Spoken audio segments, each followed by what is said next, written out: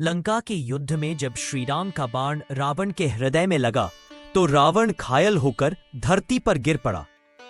उसका तेज अब भी वैसे ही प्रखर था।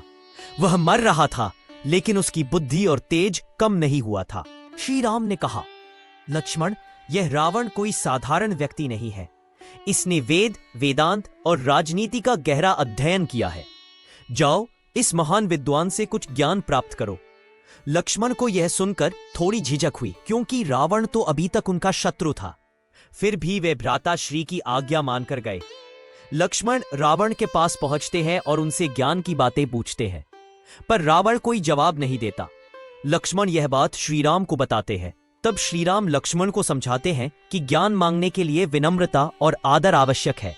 रावण एक महान विद्वान है और ज्ञान लेने के लिए तुम उसके सिर के पास खड़े थे, इसलिए रावण ने तुमसे कोई बात नहीं की। अगर ज्ञान चाहिए तो उनके चरणों के पास खड़ा होना चाहिए, न कि सिर के पास। यह एक गुरु शिष्य के रिश्ते का प्रतीक है, जहां शिष्य को विनम्रता दिखानी चाहिए। लक्ष्मण फिर से रावण के पास जाते हैं। इस बार उनके चरणों के निकट खड़े होकर विनम्रता से ज्ञान मांगते हैं। रावण, जो मृत्यु के निकट है, लक्ष्मण की विनम्रता से प्रसन्न होता है और उसे कुछ महत्वपूर्ण उपदेश देता है। शुभ कार्य में देरी न करें, अशुभ कार्य को टालें। रावण कहता है कि जो कार्य शुभ और लाभकारी हो उसे तुरंत करना चाहिए, बिना किसी विलंब के। लेकिन जो कार्य अशुभ या हानिकारक हो उसे यथासंभव टाल देना चाहिए। शत्रु को कभी कम ना आके।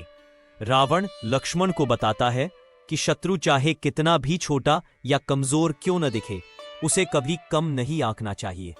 रावण ने श्रीराम और उनकी वानर सेना को कमजोर समझने की भूल की थी, जिसके कारण उसे पराजय का सामना करना पड़ा। अपने रहस्यों को गुप्त रखें। रावण कहता है कि अपने रहस्यों को दूसरों के सामने प्रकट नहीं करना चाहिए, विशेष रूप से शत्रुओं के सामने। उसने बताया कि उसका भाई विभीषण उसकी कमजोरियों जैसे नाभि में अमृत कुंड को जानता था, और यही जानकारी श्री राम तक पहुंची, जिससे रावण की मृत्यु हुई। रावण के ये उपदेश देने के बाद उसकी मृत्यु हो जाती है। लक्ष्मण इन उपदेशों को सुनकर श्री राम के पास लौटते हैं और उन्हें यह सब बताते हैं। श्री राम रावण की विद्वता की प्रशंसा करते हैं और कहते हैं कि रावण एक महान योद्धा और विद्वान था, लेकिन उसके अधर्मी कार्यों और अहंकार ने उसे पतन की ओर ले गया।